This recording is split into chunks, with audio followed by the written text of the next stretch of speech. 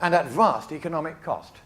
These were just some of the taxes that were going to be levied on us. I'm glad to say that very, very, very nearly all of this did not survive into the final draft, precisely because you in Australia and in the United States and in Canada got onto your elected representatives and made such a noise that they abandoned this draft even before the Copenhagen conference began.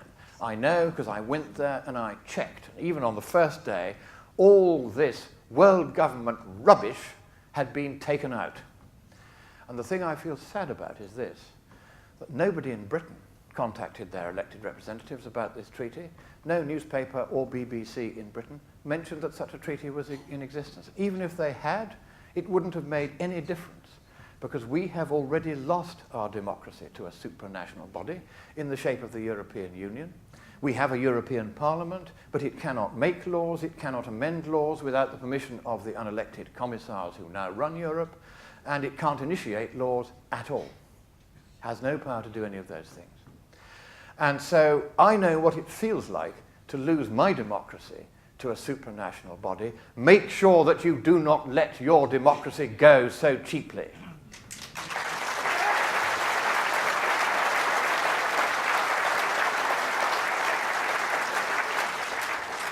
And here are the democratic provisions for the election of the new world government.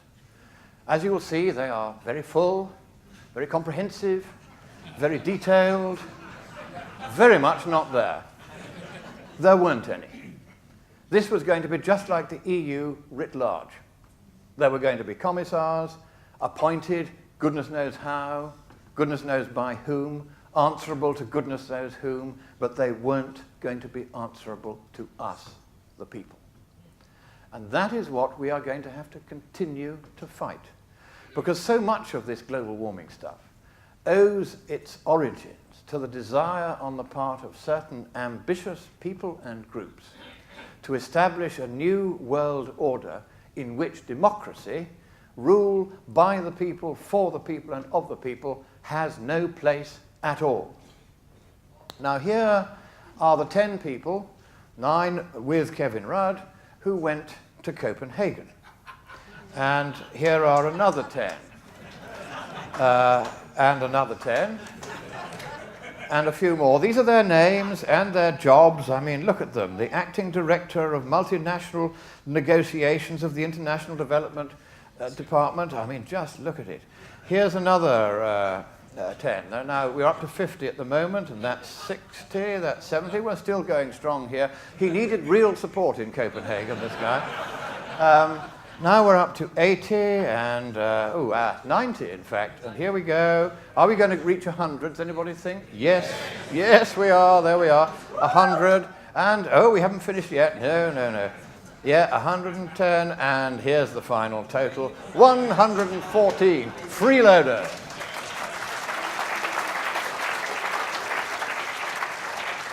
And this is a phenomenon. I don't want to single out your government. A lot of other governments did the same. They're prepared to tell you that your workers' jobs have got to be handed over to the Indians and the Chinese in the name of saving the planet, when in fact all you'll do, if anything, is to add to the carbon footprint of the planet by sending those jobs to less efficient countries overseas. And while they're telling you to make the ultimate sacrifices of paying 4 times as much for your electricity and losing your jobs, they also go on freeloading junkets to Copenhagen with a carbon footprint greater than most families will achieve in a lifetime. And I think, I'm afraid, that's disgusting. Yeah.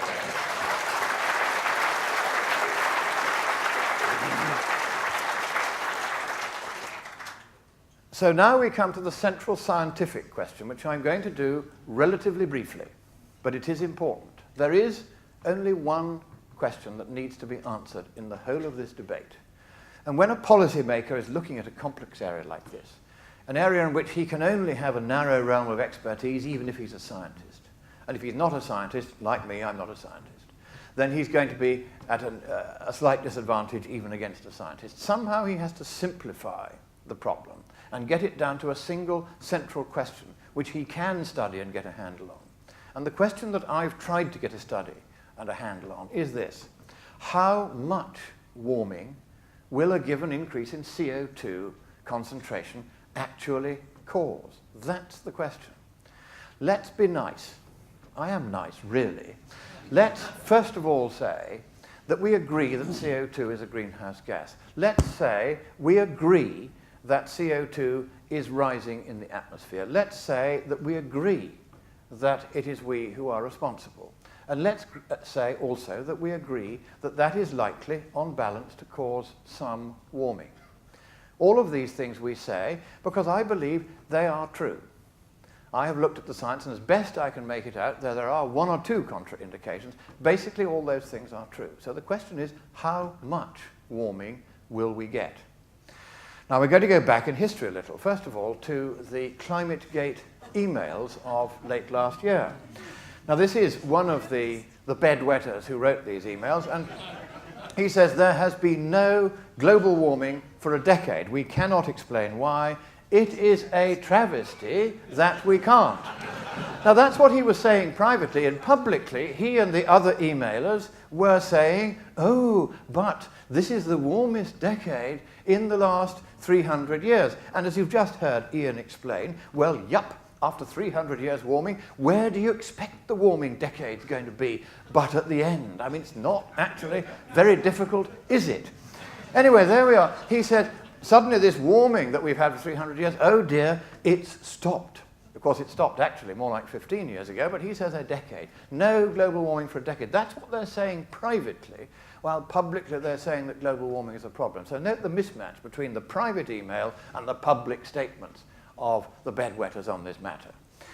Now, in 1990, let's go back in history a little, the UN's climate panel said actually you can't attribute warming to any anthropogenic cause. We've seen a bit of warming, but we can't say it's human caused.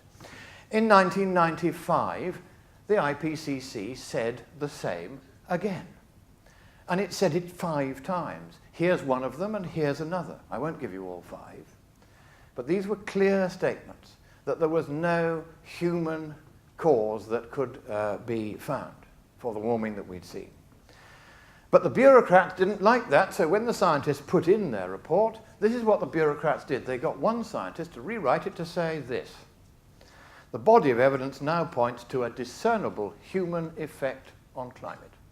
One man, not a consensus, one man had decided he and the bureaucrats knew better, and when the IPCC was, as it has been, challenged with this change, it said this change is permitted within our procedures.